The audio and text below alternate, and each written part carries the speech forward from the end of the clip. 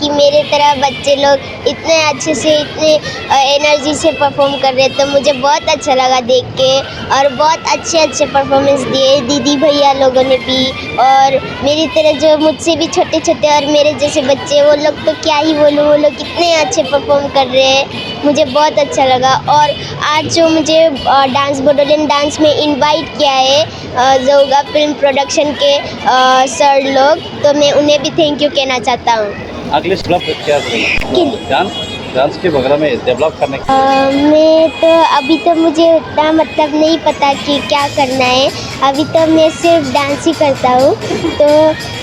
मैं फ्यूचर में भी आप लोग मुझे ऐसे ही सपोर्ट करते रहिए, और सभी मेरे तरफ बच्चे लोगों को भी ऐसे ही सपोर्ट देते रहिए। और मैं फ्यूचर में जब मैं बड़ा हो जाऊँगा तो मैं एक बहुत बड़ा कोरियोग्राफर बनना चाहता हूँ। जौगा फिल्म प्रोडक्शन ओरैनो जोङो गिबिनिफ्राय लानानै गिबिनिफ्राय जुदि बुंनो थाङोब्ला आरोखि ना, जोंनावहाय गासै अडिशनावहाय बाहागो लानाया सा 200नि बारा जादोंमोन। बेनि गेजेराव जोङो 200 माने 300सोआनो जादों आरोखि ना। बेनि गेजेराव जोङो गुबुन गुबुन जायगायाव अडिशन नायै जेन'ब्ला जायफोरनाखि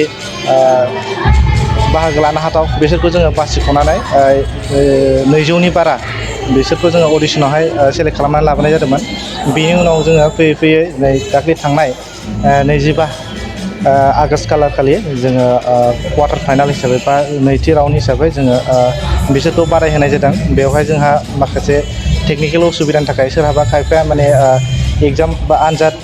गोग्लैनायनि थाखाय फैनो हायाखै, खायफाया माने बिदिनो थांनाय फैनायनि माखासे खरसा पाति बेफोर बेलायावहाय जेंना नुजानायनि थाखाय बा रांखान्थि जेंना नुजानायनि थाखाय बिथांमोना फैनो हायाखै। थेवब्लाबो जोंनियावहाय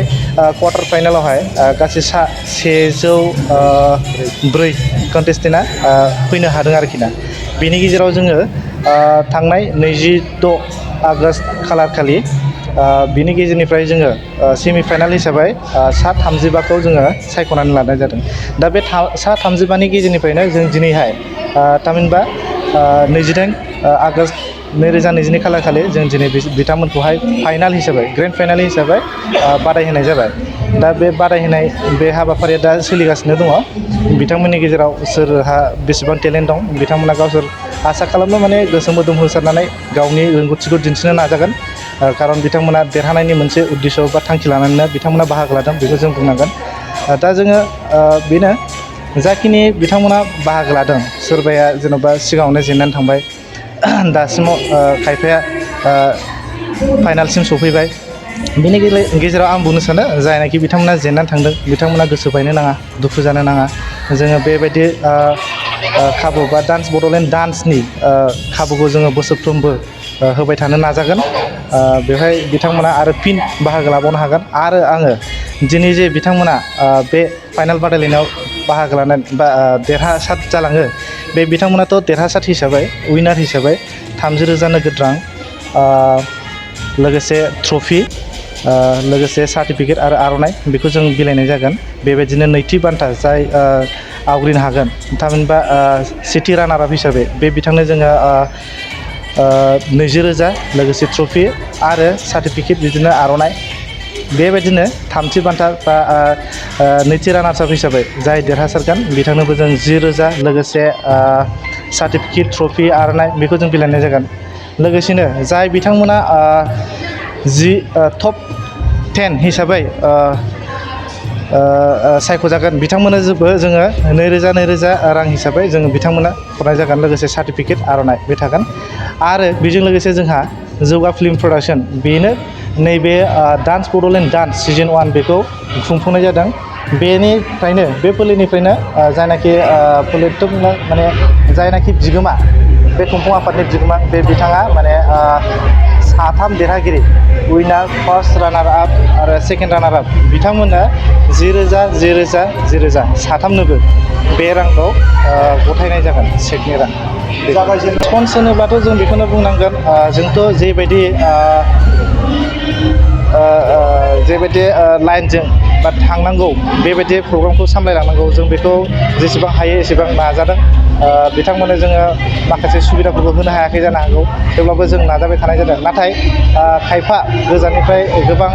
गार्जेनफोर बिमा बिफाफोर फैदों, बेनि गेजेराव सोरबाया दुखु मोनदों जानो हागौ बिथांमोना जोंनो थानाय जानाय बेफोरनि खाबुखौ जेसेबां रोखोम जेरैबायदि होनांगौ बेबायदि होनो हायाखै बेफोरखौ सानदों जानो हागौ नाथाय ओरैबायदि मोनसे थासारि जेन'बा जोङो सिगाङावनो फोसावबोखादोंमोन जे जायफोर बिथांमोना बा कन्टेस्टेन्टफोरा गोजाननिफ्राय फैगोन बा हटेल बुकिं खालामगोन जानाय लोंनायनि मोनसे माबा खालामगोन बिथांमोनखौ जोङो बुक खालामखानो थाखाय जोङो नटिस फोसावखानाय जादोंमोन आरो दा बे बेलायाव सोरबा बिथांमोना माने रेसपन्स होआखै बायदि मोननो हागौ दा बे बेलायाव आङो बिथांमोननिसिम आखाइ खबजबनानै निमाहा बियो जे बिथांमोना दुखु मोननो नाङा जों माबा बिथिङावहाय सहाय होस्लाबनो हायासैब्ला जों बेखौ नेक्स्ट बोसोरावबो जों बे थांखिखौ लागोन खारन जोङो देग्लायहाय जेबायदि गिदिरै लादों बेनिख्रुइ देरसिन जोङो लानो थांखि लादों खारन जोङो नैबे डान्स बड'लेण्ड डान्स जिथु बादायलायनाय बेखौ जोङो नेसनेल लेभेलसिम लांगोन दुलाराय भारताव जों गोसार होनो नाजागोन बेनि अनगायैबो खाथि खाला नांजाबफा हादर जेरैहाय नेपाल भुटान बेफोरबायदि हादरावबो जोङो प्रसार खालामनो नाजागोन आरो खुंहैनोबो जों नाजागोन अडिसनखौथ' जोङो देग्लायबो लाहैनो थाखाय जों भुटानावहाय रायलायबाय थानाय जादोंमोन नाथाय माखासे COVID-19 प्रट'कल बेनि जै माने माखासे नेमखान्थि दासिमबो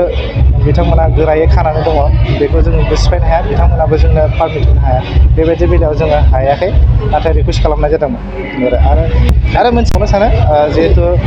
दिनै बिथांमोना नैबे फाइनाल राउन्डआव देरहालांगोन ओमफ्राय बिथांमोना जोंनि नैबे जौगा फिल्म प्रडाक्सननिफ्राय ओरैबायदि मोनसे अपरचुनिटिनो नाजानाय जादों बे अपरचुनिटियानो जाहैबाय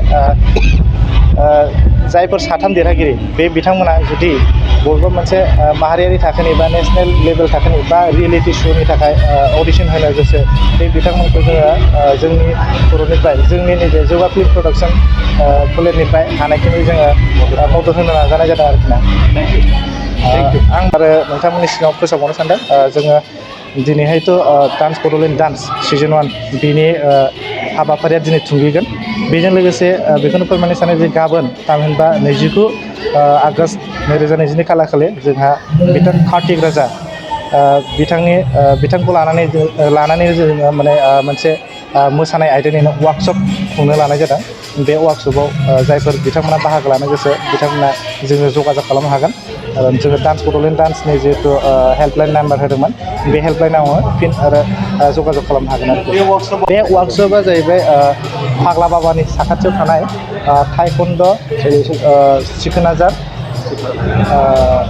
ट्रेनिं सेन्टाराव बेवहाय जागोन आरोखि First of all, I am enjoying the show. Kokrajhar this is my first time. इसके पहले मैं कभी आया नहीं हूँ and I wasn't expecting such great talents over here. Like you know, एक अलग हर एक सिटी का खासियत होता है and यहाँ का खासियत है कि यहाँ पे बच्चे बहुत फ्लेक्सिबल है रबर की तरह नाचते हैं and और ऐसा नहीं कि सिर्फ you know फ्लेक्सिबल ही है बाकी बहुत सारे अलग अलग किस्म के डांसेस हैं and everybody just kill the stage and मेरे को बहुत मज़ा आया देख के एंड मैं सिर्फ ओपिनियन यही दूंगा कि और देखो यू नो मुंबई में और ऑडिशंस दो जैसे कि नाबाजीत जैसे टैलेंट्स और दिखने चाहिए हमें और पता चलना चाहिए कि कोकराझार जैसा जगह में भी बहुत सारे टैलेंट्स हैं सो बस यही एक एडवाइस है यही एक ओपिनियन है कि मतलब और ऑडिशंस दो और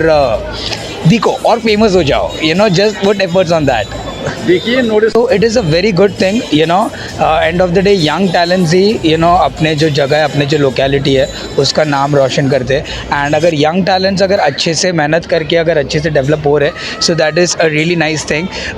बस यहाँ का जो गवर्नमेंट या फिर यहाँ का जो बड़े बड़े लोग हैं वो अगर सपोर्ट करते हैं और इस चीज़ को अगर आगे लेके जाते हैं so it would be really nice and Kokrajhar dance community का भी नाम बहुत ऊपर आएगा एंड और सारे और उनको देख के फिर और बहुत सारे टैलेंट्स निकलेंगे देखिए डेफिनेटली कॉइन का दोनों साइड होता है हेड्स भी रहता है टेल्स भी रहता है सो डेफिनेटली इट्स विन और लूज एंड मेरे हिसाब से ना आपको विन उतना सिखाएगा नहीं जितना आपको एक लॉस सिखाता है सो डेफिनेटली वो फेलियर तो रहना ही चाहिए हर एक के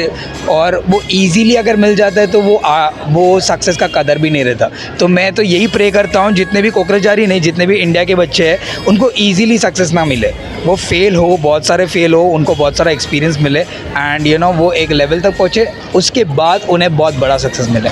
So yes, failure is very important. आप कैसा लगा? It is a very nice experience and बहुत यार नेचर से भरा हुआ है एंड बहुत ब्यूटीफुल जगह है और अभी ऐसा लग रहा है यार मैंने कल का फ्लाइट क्यों किया, थोड़ा सा 1-2 दिन और रुक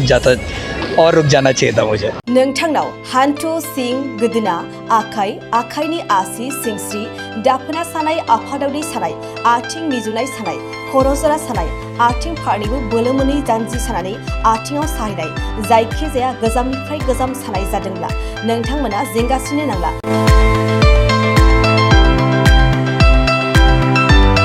नोंथांमोननि थाखाय खम बेसेनावनो लाबोदों फिल नेचार जइन्ट फेन वेल.